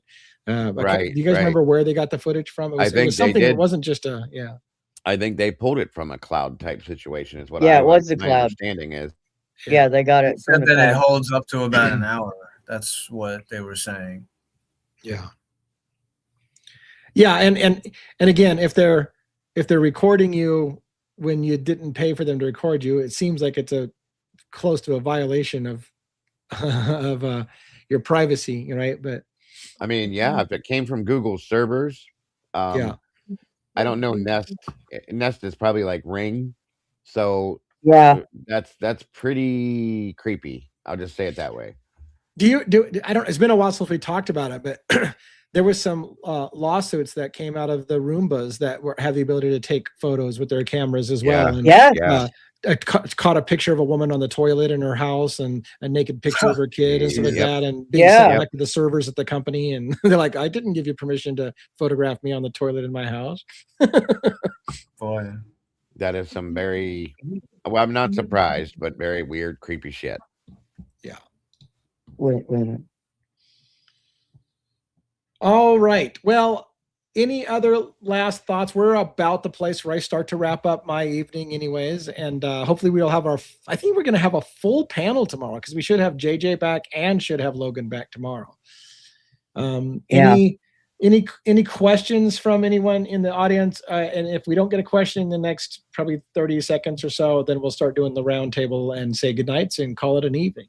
So I'm just looking to see if there's any last minute questions. I guess they said that Nancy actually did buy that Ring camera. She Okay. did actually buy that herself. So yeah, that's or maybe I don't know where we'll have to double check that, but Who took Nancy? That's Kim's question. Yeah. Right. yeah, that's the question. We're going on 23 days, guys. That's pretty wild to me. Still doesn't make sense. See, How it feels like it's been longer than that. it does. It feels like it's been a couple months, truly. Yeah, for sure. And that's why I tell people, obviously, the doorbell camera, you can't really do much about that. But if you're going to have other cameras, make sure that they're out of reach. Make it difficult for people to break those cameras. Yeah, because otherwise I'll just grab them and snag them, and yeah. Do you guys happen to know the typical? I was going to look it up, but maybe you guys know. Is there a industry standard for the number of days without proof of life before they start to tell you more than likely the person's not going to make it? Like, is there an industry standard that says if you haven't heard any or had any proof of life in 40 days, it's probably over, or 20 days, it's probably over? I've always heard 48 hours. Yeah, Yeah, and well, kidnapping, yeah. it's usually within the first few days. I mean, there's no, as far as we know, There's no proof of life, right? Right. There hasn't. As No. far as I still haven't heard a single person tell me. Nothing. I ask So- almost every night we get together, is there proof of life yet? Right. Nope. I mean, Nothing. that's usually some kind Yeah. of proof of life, you know. 2 days, stretching into 3 days. I've heard is after that they don't expect anything good to come from it. So Yeah. Yeah. As a one quick thing that has nothing to do with anything, by the way, today I got in the mail my official drone pilot's license from the FAA. So I got a hard card. Very So good. I'm excited Well about that. Thank you. That's Congrats. awesome. Excited for that. So Yeah. now it's Yeah. official. All right, let's go around the horn. Let's go Robin, Dago, 1-1, and then myself for the close tonight. Let's say good evening. Good evening. All right, Robin, you're up first. All right. Well, thanks for coming out, everyone. Please make sure to like the video, subscribe to the channel because there's all kinds of good stuff coming your way. And also, you know, some true crime fans out there, make sure you share the channel. With these cases all popping off here pretty soon, you know, Long Island serial killer, that's what I think it's like September. We've got the Luigi case, and of course, you know, Idaho 4 with WSU. Who knows what's going on there? So you're not going to want to miss anything. Also, Lee is expecting back even more stuff on a lot of the body cam footage and other documents and things. So he's been doing a lot of live memberships members only live videos. I'll get it out yet. So you're not gonna want to miss that either. So for $2.99, you're gonna get access to all kinds of content. So but whether you're here live or on the replay crew, thank you so much. We appreciate you more than you know. And I hope everyone has a wonderful night and that you're not too snowed in wherever you may be. Right. Yeah. Thank you very much for that. And yeah, I'm officially, I sent off a check for to pay Whitman County for body camera footage and stuff that they have prepared for me on my public records request. So I sent off the payment. They should have it in a couple days. It's apparently ready to be delivered upon payment. So I should be getting something soon on that. So nice. Awesome. All right. Awesome. Dago, what do you got? Thank you all for joining us again. As always, a great show, great discussion, great people, great topics. Always enjoy myself here. It's always an honor to be here with these amazing people up here with me. And I appreciate you all very much for having me here. Thank you to all of the moderators in here tonight. You guys are all amazing, every one of you. Again, thank you to my producer, my videographer, and all of my mods, all of the advocate mods, all of you, every one of you. I hate separating it because I don't feel like it's separated anymore. But either way, yep. Thank you, all of you, and thank you to everybody that joined us tonight. You guys are absolutely amazing. Thank you all so much for jumping in here. This is my third show today. I just realized. Oh man! So thank you to all of you all day. I appreciate you all, guys. Please make sure you don't forget to love yourselves and love each other, and don't change a thing. You guys are the beautiful people, and that will never change. And we do appreciate each and every one of you guys, and love you all for being here and supporting us the way you do. So you all have an amazing rest of your night. Good night. God bless, and I will see you tomorrow. Have a great one. Exciting. And thank you, by the way, Dago, for your commitment to this show. Like when you came on, you said, yeah, I'll come all the time. And I'm like, and you have been a die hard. So thank you so much for your commitment to being part of this show. And you've made it something special for us. So we appreciate it very much. I appreciate it. Absolutely. All right. 1-1. What do you got? Great show as always. Discussion. Thank you. Meatballs, denizens, any turtles that are here. Robin, Dago, Lee. Keep fighting for the truth. Thank you to all the mods from all the channels. Of course, Amanda, always our phone a friend. Always have the info. She does feel like phone a friend. Yeah. Yep. And like the tip, takes you like 5 seconds, and I don't know how you do it, but That's hilarious. Are you ready for the movie quote? Hell yeah. That I won't get. Yes. Always. Oh, come on, She, Robin. you're just here. Robin's just here so she doesn't get fined. Yeah. All right. So we finish 18 and he's going to stiff me. And I say, hey, Llama, hey, how about a little something, for the effort, And he says, there won't be any money, but when you die on your deathbed, you will receive total consciousness. So I got that going for me, which is nice. Honest to God, I have no idea. Is it a Warren Beatty movie? No. If you don't, I'll give you. So the 18 quote. Is a reference to golf, right? When you're on the 18th, is it a reference to golf or no? I'll give you the second quote. Okay. This is a hybrid. This is a cross of bluegrass, Kentucky, bluegrass, featherbed bent, and Northern California Sensimilia. The amazing stuff about Caddyshack. Hey. I was thinking Caddyshack because of the golf reference, but I still couldn't. Yeah, nice. Actually, Tandy got it before I said it. Yep. Yeah, when it was golf, I was like, it might be Caddyshack if I just guessed, but I didn't recognize any of the quote. But I no, right. Yeah. As soon as he said the bluegrass thing, I caught it right there. Nice. Caddyshack is a classic. Yes. Classic movie. Very much. All right. Thank you for that. Thank you for that. All right, everybody. With that, we're going to call it an evening tonight. Thank you for coming and participating in another on a Monday night. I don't even think Monday nights are supposed to be a big deal. We had a nice, good audience, and we had a great discussion, and we talked about some surprising, shocking, possible 3D, 5D chess moves that may or may not be happening in the WSU fight. Wow. I'm going to have to think about that. I'm still playing checkers. So with that, have a great night, everybody. Take it easy. We'll see you next night. Have a good night, guys. Good night, guys.